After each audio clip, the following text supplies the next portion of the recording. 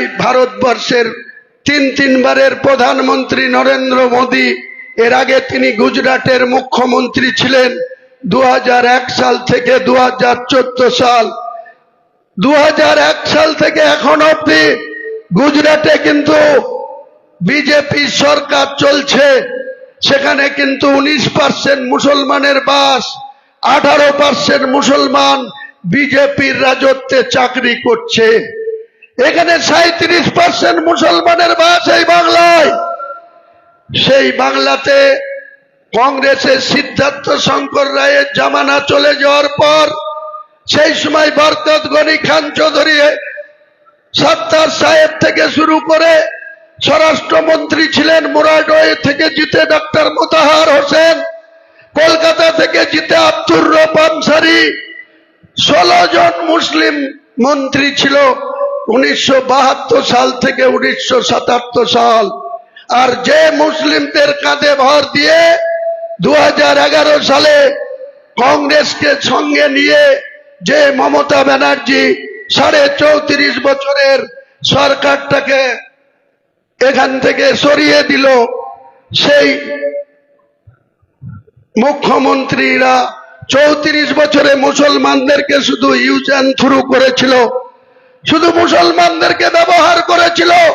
মুসলমানদের মধ্যে গ্রামে গ্রামে, থানায় থানায়, বুথে বুথে বোম বাঁধা শিখিয়েছিল, লড়াই করতে শিখেছিল। মুসলমানদের মধ্যে হানাহানি, মারামারি, কাটাকাটি, কোর্টে যাও, মার করো, আর ভয়ে আমাদেরকে ভোট দাও, এই ছিল বামপন্থীদের নীতি আদর্শ কর্মসূচি। একই পন্থা অবলম্বন করল মমতা ব্যানার্জি। আজকে তিনি সনাতনী ধর্ম অবলম্বী একজন ব্রাহ্মণের কন্যা, তিনাকে যখন বাংলার মানুষ প্রায় 100 জন মুসলমানের মধ্যে 85 জন মুসলমান এই তৃণমূলকে ভোট দিয়ে 2011 সালে 229টা সিটে লড়াই করেছিল, কংগ্রেসকে মাত্র 65টা আসন দিয়েছিল।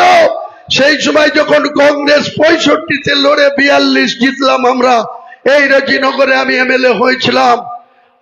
আমার ভাগ্য খারাপ ছিল, 5 বছরের জন্য মানুষ রেজিনগর আপনারা আমাকে ভোট দিয়েছিলেন, কিন্তু কংগ্রেসের নেতৃত্বের আচরণে আমি আহত হয়ে 18 মাসের মাথায় 20 নভেম্বর 2012 যিনি প্রাক্তন হয়ে গেল বিমান বন্দ্যোপাধ্যায়, বিধানসভার স্পিকার, তার কাছে আমি পদত্যাগ করতে বাধ্য হয়েছিলাম।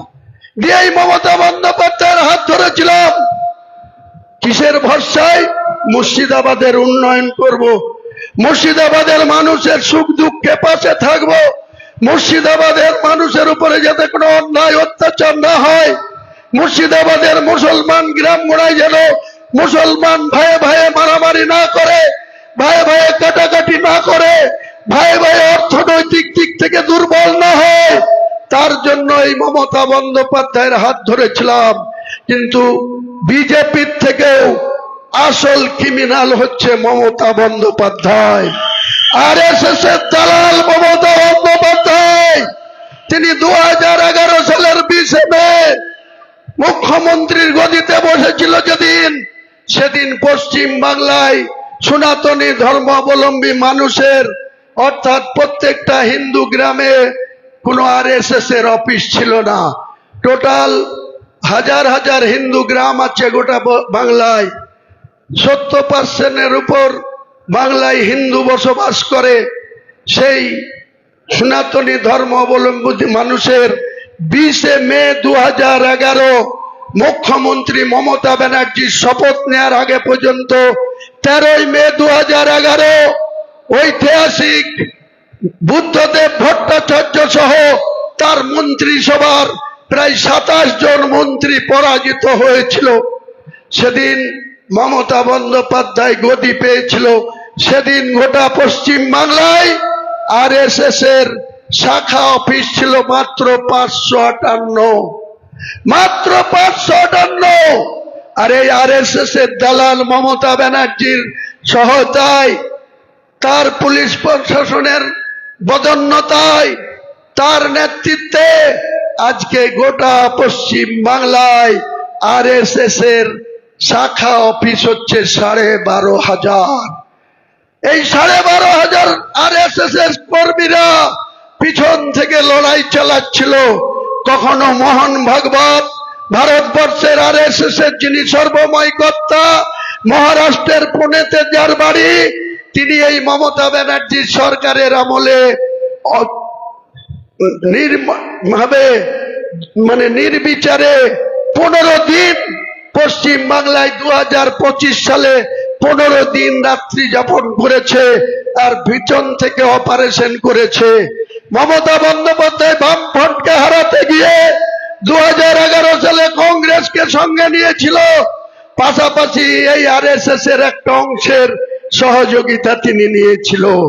2009 সালে 1 থেকে 19টা সাংসদ হওয়ার পর যে 1.5 বছর সময় ছিল, যে প্রায় 2 বছর সময় ছিল, প্রতিদিন কলকাতার রাজপথে বুদ্ধিজীবীদের নামে আরএসএস কে, সমস্ত বামপন্থী বিরোধী লোককে নামিয়ে দিয়ে প্রতিদিন সভা সমিতি, পদযাত্রা এসব করে করে লাস্টে তিনি সার্থকতা লাভ পেলেন। কংগ্রেসকে 65টা সিটের লড়ার সুযোগ দিয়ে তারা 42টা পেল, পার্সেন্টেজ দেখুন। আর উনি 229টা সিটে লড়ে উনি কিন্তু 182টা পেয়েছিল। সেই কংগ্রেসের সঙ্গেও দুর্ব্যবহার করেছিল। সেই কংগ্রেসকেও 1 বছর যেতে না যেতেও তাদের 6 জন মন্ত্রিসভাকে সেখান থেকে ছেড়ে দিতে বাধ্য করেছিল। নমস্কার, আমি রচনা বন্দ্যোপাধ্যায়। 2026 বিধানসভা নির্বাচনে বিজয়ী প্রার্থীদের আমার অনেক অনেক শুভেচ্ছা, অভিনন্দন। গণতন্ত্রের লড়াইয়ে মানুষের রায়কে আমি সম্মান জানাই। গতকাল থেকে এখনো পর্যন্ত আমার হুগলি জেলার বিভিন্ন প্রান্ত থেকে আমার দলের কর্মীরা আমাকে বহুবার ফোন করেছেন।